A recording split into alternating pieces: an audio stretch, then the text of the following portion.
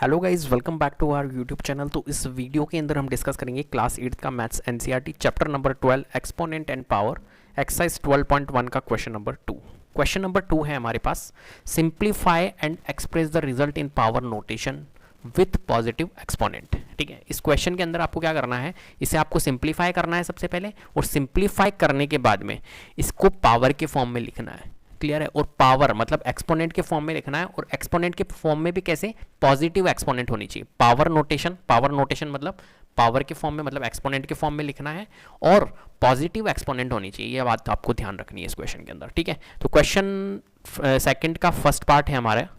देखिए first part है -4 की एक्सपोनेंट 5 डिवाइडेड बाय -4 की एक्सपोनेंट 8। क्लियर है? अब यहाँ पर देखिए, यहाँ पर इस क्वेश्चन के अंदर अगर आपने लॉज ऑफ एक्सपोनेंट पढ़ी है, ठीक है, तो क्या है यहाँ पर देखो -4 है, यहाँ पर भी -4 है, मतलब यहाँ पर बेसिस सेम है और एक्सपोनेंट डिफरेंट है।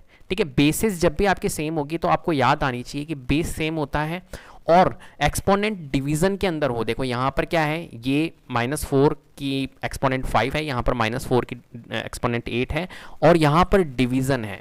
डिवीजन होगा तो आपको लॉज ऑफ एक्सपोनेंट याद आनी चाहिए। कौन सी वाली? एक लॉज ऑफ एक्सपोनेंट होती है आपकी a की एक्सपोनेंट m, ठीक है, डिवाइडेड बाय b की एक्सपोनेंट n। कौन सी याद आनी चाहिए आपकी? सॉरी, a की एक्सपोनेंट m और a की एक्सपोनेंट n, क्योंकि यहाँ पर बेसिस सेम है, तो बेसिस मतलब a सेम है, तो a की exponent m divided by a की एक्सपोनेंट n, तो क्या हो जाता है हमारा a की एक्सपोनेंट m माइनस n हो जाता है। क्लियर है? ठीक है, उनकी जो एक्सपोनेंट होती है वो क्या हो जाती है, हमारी माइनस हो जाती है। तो यहाँ पर क्या करेंगे हम, सिंपली ये वाली एक्सपोनेंट का यूज़ करेंगे, तो -4 हम लिख देते हैं। देखिए -4 a की जगह हम लिख लेंगे -4, और इनके जो एक्सपोनेंट है इसको क्या कर देंगे हम, माइनस कर देंगे। तो 5 और 8 इनको क्या कर देंगे हम, माइनस कर देंगे, तो 5 - 8। क्लियर है? तो -4 की पावर क्या हो जाएगा, -4 की एक्सपोनेंट हो जाएगी। 5 - 8 करोगे तो 5 - 8 कितना होता है हमारा, -3 होता है, तो हमने -3 लिख लिया। अब देखो यहाँ पर क्वेश्चन में लिखा हुआ है पॉजिटिव एक्सपोनेंट होनी चाहिए। ठीक है, इस क्वेश्चन को आपको सिंप्लीफाई करना है। देखो सिंप्लीफाई तो हमने कर दिया, अब आपको एक्सपोनेंट पॉजिटिव होनी चाहिए, ये ध्यान रखना। यहाँ पर -3 है ना, तो अब इसे हम क्या करेंगे, -3 को पॉजिटिव करेंगे। तो -3 को पॉजिटिव कैसे करेंगे हम, एक और लॉज ऑफ एक्सपोनेंट का यूज़ करेंगे। कौन सी लॉज ऑफ एक्सपोनेंट होती है? एक लॉज ऑफ एक्सपोनेंट होती है a की एक्सपोनेंट अगर नेगेटिव है, मतलब -m है, तो उसका 1/a की पॉजिटिव एक्सपोनेंट हो जाता है, मतलब पॉजिटिव m हो जाता है। क्लियर है? तो सिंपली ये क्या बता रहा है आपको, ये बता रहा है रेसिप्रोकल। ये जो एक्सपोनेंट आपको बता रही है ये रेसिप्रोकल करना सिखा रही है कि जब भी नेगेटिव हो पावर तो उसको अगर आपको पॉजिटिव करना है, जैसे यहाँ पर एक्सपोनेंट -3 है, इस -3 को आपको अगर पॉजिटिव करना है तो आप क्या कर दो, सिंपली रेसिप्रोकल कर दो। तो -4 है, तो -4 के नीचे क्या है हमारा 1 है, तो -4/1 है, तो ये क्या हो जाएगा, हम अगर पॉजिटिव करेंगे इसकी पावर को तो 1/-4 हो जाएगा। तो 1/-4 ये नंबर हो जाएगा, और इसकी पावर क्या हो जाएगी हमारी, 3 हो जाएगी, +3 हो जाएगी। तो हम यहाँ पर लिख सकते हैं +3। क्लियर है? तो 1/-4 की पॉजिटिव पावर 3। क्लियर है? कोई दिक्कत नहीं है ना। अब इसे आप भले आगे सॉल्व कर लो, कोई दिक्कत नहीं। देखो यहाँ तक भी आप कर सकते हो और आप इसे आगे भी सॉल्व कर लो। 1/-4 की पॉजिटिव पावर 3 मतलब -4 × -4 × -4 कितना होगा, -4 -4 -4 1/, देखो 4 को 4 से मल्टीप्लाई करो, 16 × 4 64। और किस में आएगा आंसर आपका, नेगेटिव आएगा पॉजिटिव। तो मैंने आपको बताया था इवन नंबर ऑफ टाइम्स अगर नेगेटिव साइन है आपके तो पॉजिटिव आएगा, और ऑड नंबर ऑफ टाइम्स अगर नेगेटिव साइन है तो माइनस आएगा। यहाँ पर देखो माइनस साइन को काउंट करो, 1 2 3, कितने नंबर ऑफ टाइम्स से, 3 है। 3 नंबर ऑफ टाइम्स होने का मतलब है कि यहाँ पर नंबर ऑफ टाइम्स मतलब ऑड नंबर ऑफ टाइम्स हमारा माइनस साइन है, इसका मतलब है कि जो आंसर आएगा वो माइनस में आएगा, तो -64। तो 1/-64 इसका आंसर होगा। क्लियर है बात? चलिए, तो हमने सिंप्लीफाई पूरा कर दिया इस क्वेश्चन को, मतलब इस क्वेश्चन का आंसर जो आएगा वो 1/-64 आएगा। और अगर इसे एक्सपोनेंट के फॉर्म में लिखेंगे तो हम ऐसा लिखेंगे 1/-4 की पावर 3। ठीक है, तो ये फर्स्ट पार्ट हमारा कंप्लीट हो चुका है। अब सेकंड पार्ट करते हैं। सेकंड पार्ट कैसे करेंगे, तो देखिए सेकंड पार्ट को करने जा रहे हैं हम। ये यहां पर है अपने पास में सेकंड पार्ट। सेकंड पार्ट क्या है हमारे पास में, 1/2 की पावर 3, 1/, बस इसमें आपको यही याद रखना है, एक्सपोनेंट, लॉज ऑफ एक्सपोनेंट का यूज़ करना आना चाहिए आपको, और लॉज ऑफ एक्सपोनेंट आपको याद होनी चाहिए। तो देखो यहाँ पर 1/2 की भी होल पावर 2 है। तो यहाँ पर क्या करना है अपने को कि ये एक्सपोनेंट आपको क्या दिखा रहा है, ये एक्सपोनेंट आपको दिखा रहा है कि यहाँ पर देखो होल पावर के फॉर्म में है, जैसे अंदर भी पावर है और फिर बाहर भी पावर है। इसका मतलब क्या होता है कि ये एक्सपोनेंट यहाँ पर लगेगी आपकी लॉज ऑफ एक्सपोनेंट, ए की एक्सपोनेंट अगर m है उसकी भी होल एक्सपोनेंट n है, तो क्या हो जाता है हमारा a की एक्सपोनेंट m इंटू n हो जाता है, mn हो जाता है। बात समझ में आ रहा है? ठीक है, जब भी आपका इस फॉर्मेट के अंदर हो तो a mn हो जाएगा, मतलब पावर क्या हो जाती है, मल्टीप्लीकेशन में हो जाती है। तो 1, अब देखो यहाँ पर ध्यान रखना है, 1 की भी पावर 2 है। ये होल पावर मतलब क्या होता है, देखो 1 के पास में यहाँ पर कुछ भी नहीं है, तो 1 की पावर क्या है, एक तरह से 2 है यहाँ पर, और 2 की पावर देखो 3 तो है ही, लेकिन उसकी भी होल पावर 2 है बेटा, तो ये मैंने 2 लिख दिया। क्लियर है? तो 1 का स्क्वायर अगर हम करें तो 1 ही आएगा, और 2 की पावर 3 की भी होल पावर 2, तो ये हो जाएगा 2 की पावर हमारा, देखो 3 इंटू 2 हो जाएगा 6। क्लियर? 2 की पावर 6 हो जाएगा, ए की पावर m इंटू n हो जाएगा, तो 3 की पावर 2 की पावर 3 है, फिर उसकी होल पावर 2 है, तो इनको क्या करना है, हमें मल्टीप्लाई करना है, तो 3 और 2 मल्टीप्लाई हो जाएगा, तो 2 की पावर 6 हो जाएगा। क्लियर है? तो 1/2 की पावर 6 हमारा आंसर होगा, अगर हमें एक्सपोनेंट के फॉर्म में लिखना है। अब यहाँ पर देखिए पॉजिटिव एक्सपोनेंट है, तो आपको चेंज करने की जरूरत नहीं, जैसे कि इसमें करा था अपन ने, ठीक है, नेगेटिव को पॉजिटिव बनाया था, तो यहाँ तो पॉजिटिव आ ही रहा है आपका आंसर। अब देखो इसको आगे और सॉल्व करते हैं, सिंप्लीफाई, तो 1/2 की पावर 6 मतलब 2 into 2 into 2 into 2 into 2 into 2, ठीक है, हो गया 6 नंबर ऑफ टाइम्स। अब देखो 2 2 जा 4, 4 2 जा 8, 8 2 जा 16, 16 2 जा 32, 32 2 जा 64, तो 1/64 पॉजिटिव इसका आंसर होगा, 1/64 इसका आंसर होगा। क्लियर है? कोई परेशानी नहीं, तो 1/64 इसका आंसर, सेकेंड पार्ट कंप्लीट। ठीक है, चलिए आगे थर्ड पार्ट को हम करते हैं, इसे तो हम रब कर देते हैं, ठीक है, स्पेस नहीं है हमारे पास में इतना। चलिए अब थर्ड पार्ट करते हैं। थर्ड पार्ट है हमारे पास में -3 की पावर 4, -3 की पावर 4 इंटू 5/3 की पावर 4, ठीक है, ये है अपने पास क्वेश्चन। अब यहाँ पर देखो, यहाँ पर क्या है आपके पास में, आपने देखा यार एक्सपोनेंट यहाँ तो सेम है, एक्सपोनेंट देखो यहाँ पर भी 4 आ रही है, यहाँ पर भी 4 आ रही है, तो जब आपकी एक्सपोनेंट सेम होगी तो वहाँ पर कौन सी आपकी लॉज ऑफ एक्सपोनेंट लगेगी, ए की एक्सपोनेंट अगर m है और इनटू है देखो बीच में, तो इनटू बी की एक्सपोनेंट m, देखो बेसिस डिफरेंट है, -3 है यहाँ पर 5/3, तो बेसिस मैंने डिफरेंट कर दी a और b, बट इनकी एक्सपोनेंट को मैंने सेम कर दिया, 4 यहाँ पर भी है 4 यहाँ पर भी, मतलब एक्सपोनेंट m और m है। तो जब भी अगर ऐसा होता है तो a b की एक्सपोनेंट m हो जाता है, ए बी की एक्सपोनेंट एम हो जाता है, मतलब आपको क्या करना है, मल्टीप्लाई करना है इन दोनों को और उनकी सेम एक्सपोनेंट लिख लो, एम कॉमन एक्सपोनेंट आप लिख लो, ठीक है। तो ए बी की एक्सपोनेंट एम हो जाता है, तो क्या करना है अपने को यहाँ पर सिंपली मल्टीप्लाई करना है, तो देखो -3 को मल्टीप्लाई करेंगे 5/3 से, ठीक है, और उसकी एक्सपोनेंट हम लिख देंगे m, मतलब यहाँ पर एक्सपोनेंट कॉमन क्या है 4 है, तो 4 लिख दिया हमने। अब देखो 3 से इसको पहले तो कट कर दो, आप कट कर दिया हमने, तो यहाँ का आ गया -1, और -1 इंटू होगा 5 से, तो माइनस का 5 आएगा, और -5 की एक्सपोनेंट क्या लिखेंगे हम, 4 लिखेंगे, तो -5 की एक्सपोनेंट क्या आ गया, 4 आ गया। अब यहाँ पर पॉजिटिव एक्सपोनेंट में लिखना है, तो पॉजिटिव एक्सपोनेंट पे है, नेगेटिव आपको करने की जरूरत ही नहीं कन्वर्जन, ठीक है, पॉजिटिव, तो ये आपका आंसर। उसके बाद में आपको अगर इसको सिंप्लीफाई करना है तो कैसे करना होगा, तो -5 इंटू -5 इंटू -5 इंटू -5, कितने number of times, 4 number of times हमने लिख लिया। अब 5 5 जो 25, ठीक है, और 5 5 जो 25, 25 इंटू 25 625 होता है, ठीक है, आप इसे कर लीजिएगा, तो 625 इसका आंसर। अब देखिए यहाँ पर नेगेटिव कितने नंबर ऑफ टाइम्स है, साइन की भी तो बारी आएगी, तो नेगेटिव हमारा 1 2 3 4 नंबर ऑफ टाइम्स हमारा नेगेटिव साइन है, और जब भी आपका इवन नंबर ऑफ टाइम्स अगर आपका नेगेटिव साइन है, इसका मतलब है कि जो आंसर आएगा वो पॉजिटिव में आएगा, तो +625 इसका आंसर होगा। क्लियर है? चलिए आगे बढ़ते हैं, फोर्थ पार्ट हम करते हैं। तो फोर्थ पार्ट हमारे पास में है 3 की पावर -7,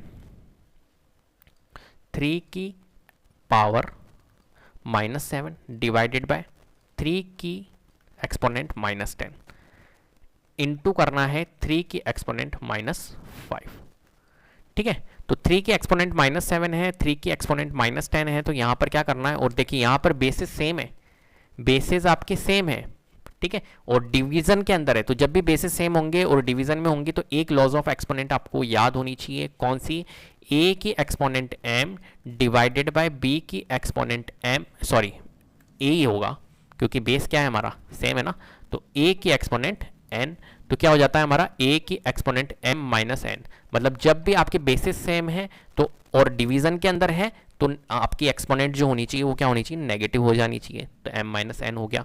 तो देखिए यहाँ पर क्या करना है अपने को, 3 की एक्सपोनेंट -7 है ना, तो 3 लिख दिया हमने और -7। अब देखिए यहाँ पर -10 है, क्या करना है अपने को, m की जगह हमने -7 लिख दिया, फिर माइनस भी है लॉज ऑफ एक्सपोनेंट में, याद रखना, तो माइनस फिर -10 है, फिर -10 है तो हमने -10 लिख लिया, ठीक है। और इनटू में क्या है, 3 की एक्सपोनेंट -5, ठीक है। पहले तो हम इन दोनों को सॉल्व कर रहे हैं, तो देखो 3 की पावर 3 की एक्सपोनेंट अगर -7 है तो 3 की एक्सपोनेंट -7 लिखिए। अब देखिए दो साइन है, माइनस और माइनस, माइनस माइनस क्या हो जाएगा, प्लस हो जाएगा, तो +10 लिखिए। और इनटू में यहाँ पर 3 की एक्सपोनेंट -5 है। अब 3 की एक्सपोनेंट -7 + 10 कितना होगा, तो 3 की एक्सपोनेंट +3 हो जाएगा, -7 + 10 3 होता है, तो 3 की एक्सपोनेंट 3 एंड इंटू 3 की एक्सपोनेंट -5, 3 की एक्सपोनेंट -5। अब इन दोनों को सॉल्व कर ले, देखो इन दोनों को सॉल्व करके हमारा आंसर क्या आया, 3 की एक्सपोनेंट 3।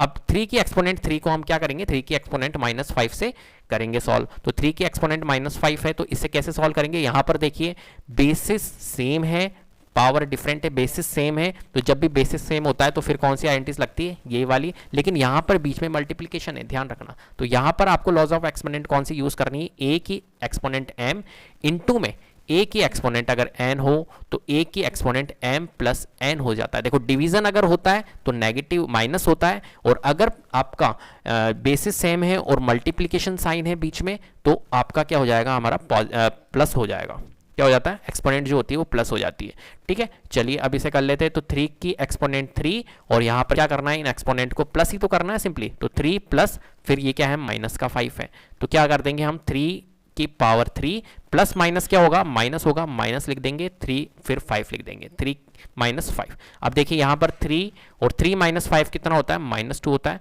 तो 3 की एक्सपोनेंट -2। लेकिन क्वेश्चन ने अपने को क्या बोला, क्वेश्चन ने अपने को बोला कि यार क्या नहीं होना चाहिए, एक्सपोनेंट -2 नहीं होना चाहिए, तो -2 नहीं होना चाहिए, उसके लिए हम क्या करेंगे, -2 मतलब नेगेटिव नहीं होनी चाहिए, तो नेगेटिव नहीं होनी चाहिए, उसके लिए क्या करना होगा अपने को, इसे पॉजिटिव में कन्वर्ट करना होगा। पॉजिटिव कैसे करते हैं, पॉजिटिव करने के लिए हमें क्या करना होगा, इसे रेसिप्रोकल करना होगा, ठीक है। तो 1/3 की पॉजिटिव पावर 2, ये कैसे हुआ, ये हुआ हमारा बिकॉज हम लिख सकते हैं a की एक्सपोनेंट अगर -m है तो क्या हो जाता है हमारा 1/a की एक्सपोनेंट m। तो लॉज ऑफ एक्सपोनेंट देखो मैं यहां पर लिख रहा हूं ना बिकॉज में डाल के, ये जरूर लिखना आपको अगर आपको फुल मार्क्स चाहिए। तो a की एक्सपोनेंट -m जो होगा वो इक्विवेलेंट होगा 1/a की एक्सपोनेंट m। अब आगे और सॉल्व कर सकते हैं इसे, तो 1/3 इंटू 3 कर लेंगे, 3 इंटू 3 तो क्या हो जाएगा हमारा 1/3 इंटू 3 9, 1/9 इसका आंसर होगा, और वैसे एक्सपोनेंट के फॉर्म में 1/3 की पावर 2 होगा। क्लियर है, चलिए फोर्थ पार्ट कंप्लीट हो गया। अब फिफ्थ पार्ट की ओर चलते हैं, इसे तो हम रब कर देते हैं। बहुत आसान चैप्टर है, बस अगर आपको लॉज ऑफ एक्सपोनेंट का यूज करना आता है तो। देखिए फिफ्थ वाला पार्ट क्या है, 2 की एक्सपोनेंट -3 है, ठीक है, और इनटू में -7 की एक्सपोनेंट आपके पास में -3 है, ठीक है। यहां पर अपने को क्या करना है, यहां पर देखो -3 और -3 एक्सपोनेंट को देखो, एक्सपोनेंट आपके क्या है, सेम है। एक्सपोनेंट सेम होने का मतलब है कि यहां पर कौन सी लॉज ऑफ एक्सपोनेंट लगेगी, जिसमें सेम होती है, तो a की पावर m और इनटू में b की पावर m अगर हो तो a b की पावर कॉमन पावर m हो जाती है। क्लियर है, क्योंकि कॉमन है यहाँ पर पावर, तो ये वाली लॉज ऑफ एक्सपोनेंट आपकी लगेगी। तो देखो यहाँ पर 2 की एक्सपोनेंट -3 है, तो देखो a और b क्या है, हमारा बेस ही तो है 2 और -7, तो इनको आपको क्या करना है, मल्टीप्लाई करना है, तो 2 इंटू -7 और इनकी पावर को हमने कॉमन लिख लेना है, -3 हमने m लिख लिया।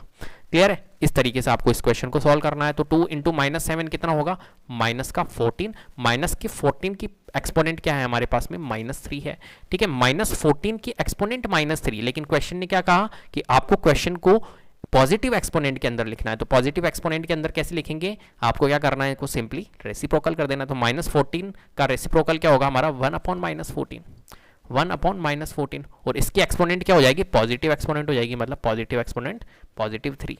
क्लियर है, अब +3 हो गया। अब इसे सॉल्व कर लेते हैं आगे, और 1/-14 -14 इंटू -14 तो -14 इंटू -14 आप कर लीजिएगा और इसका आंसर निकाल लीजिएगा। क्लियर है? तो 14 का 14 इंटू 14 कितना हो जाएगा, 196 तो होता ही है, 196 इंटू 14 कर लीजिए। ठीक है, तो 14 6 जा कितना होता है, 84,